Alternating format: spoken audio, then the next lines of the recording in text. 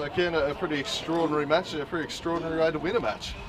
Yes, a little bit of all of that. I thought we started well and obviously didn't finish them off, and we allowed them to get back in games through set plays, giving silly free kicks away around the halfway line, middle of the pitch and the corners, and that put us under a lot of pressure. But we worked hard throughout the 90 minutes and we come up with something special at the end. I'll not say we practiced that all week, but yeah, it would have been nice if we had. What was your view of the goal at the end? Oscar's goal? Well, it was on. I don't know whether he went for it or it was out of the tackle, but once it left his foot, it was always going in. There was no danger. Ken, you should have killed them off in that first 20 minutes. Should have done, yeah. And then we've allowed, we're a little bit upset with the way we play, because we've allowed them back in just from an aerial threat. I mean, Lucas is super, nodding them down, and Scalena just peels off and gets onto things. So it's a great tactic and it works for them, and they did well today. But I think generally speaking, we had a lot more chances, and even in the last 15-20 minutes we had good opportunities. A massive 3 points for your side now, 4 points clear on top. Yeah, without a doubt, massive. And obviously Devonport slipping up yesterday, you're really in the driving seat for the title now, aren't you? Well, yeah, when you go to the top you are, but you still got to win games, and everybody comes out and plays a little bit better against you, a little bit stronger, and Olympia fought very hard today, and perhaps they would think themselves unlucky. Were you confident the winner was going to come in the last 15 or 20? Yeah, I think we've got that within us now. It's in our DNA, is that what you say? And I think the lads showed great spirit. Because they were tiring physically. Why did you take Hamlet off rather than, say, Darcy Hall? Well, Benny's not trained well this week. He's been a bit sick, and even though today he looked quite fresh, we just thought he might have run out of steam, and we only had that one sub, I think, to go. So, I thought Darcy did well to get down on the wings, but his final pass was lacking. Yeah, just the final movement from him, the final ball, the shot.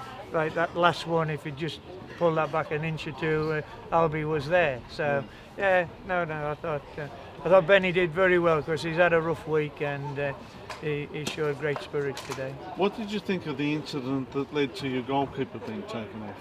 Terrible. Yeah, I thought it was a foul on the goalkeeper without a doubt. But that's the way it is. I mean, he's in hospital now with concussion, and Right, cheers. Yeah, cheers. Kenny, that must be a pretty tough one in stoppage time to all, and then a clearance essentially flies over your keeper's head, and then you lose the game. Yeah, it's an interesting situation, because the way I measure footballers is based on effort and determination and desire and collective team spirit. And the result didn't go our way, but there was so much in terms of the positivity of what we delivered on the pitch. And moving forward, if we have that, things like that happen in football. The last thing that you want is to come and for 45 minutes like last time, we just wasn't on the game whatsoever. We've shown amazing character, and the boys are hurting, but yeah, I feel that the future's really bright, really bright. Because we can, if we can add in a few more to strengthen the depth, got some young lads on the pitch there. Joel's not trained for 2 weeks, and he gives an absolute shift.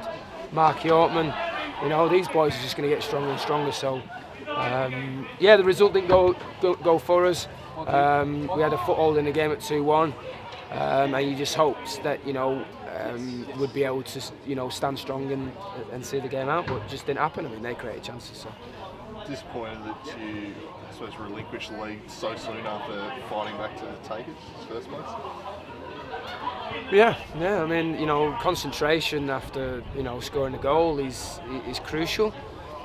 I mean, individual little mistakes in terms of 2-yard positioning, can hurt you, and that's defending. If you 1 yard or 2 yards out and you don't read the play and commit to the, then they score. And but I'm not going to look at one individual sort of mistake or the fact that they scored again quite quickly. I look at the bigger picture, and other people don't really see that. But when you work or come into a group of players who I know are going in the right direction, individually and collectively, then I know that the spirit's there for the future, and they'll be fine. you know, honestly, if we would have won the game, we're right back in it, big time in the title race. But you know, that's obviously, you know, a blow. But I said to them just in there, we go again tomorrow night, you know, and if they show that sort of collective spirit against, especially against Apia or any team, they're going to be hard to beat. Is Apia now the main focus, given that you're probably too far behind in the league now? Every single game's a focus, Andrew. You know, irrelevant of who we play, irrelevant of even, and I've said it before, even if it's just going into a training session.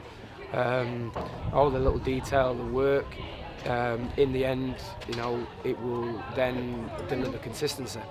So yeah, Apia is a priority, but so is Kingdom next week, so is Zebras, so is every training session, and that's how we'll end up being successful. You feel like you deserved at least a point from that game? Yeah, I thought we deserved a point. They created good opportunities, and you know they were bound to. But our game plan was different to what possibly they might have expected. Obviously, you know, once they know that Lucas is going up top, then you know they know that the balls are going to go in there, you know, quite quickly, and it become quite a transition game. So they couldn't sort of get a foothold in the game and have their dominance in possession. They're always going to hurt us, you know. They're a good team, so yeah. But overall, happy. Apart from the result, you know, I'm down for them, because when you put that much effort in, and then that happens in the last minute, it's just a sickener, in it. But these things happen in football, and you just have to respond. Could Van der Meij have had a penalty, do you think? Yeah, 100% penalty. I mean, Van der Meij's a big guy. Now, if that's anyone else, that pressure makes them fall flat on the face. Jake's a big lad, and he's up, but it's so obvious the you know, the pressure into his back. For me, probably if you ask 99% of the people, 100% of the people here, you probably get nearly 99% would say yeah, it's a penalty.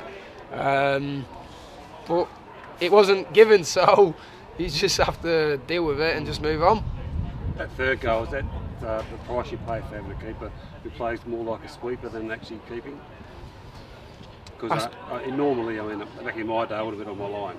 Yeah. I think in the modern game now, Matt, the starting positions of goalkeepers who like to be part of a build-up, you know, is generally higher. And the reality is you don't expect that to happen. But once he's got clean contact, then you know it's one of them things. Unfortunately, it's just flew over his head. You don't often see stuff like that. So, unfortunate, but we'll bounce back. Thanks, Gav. All right, guys.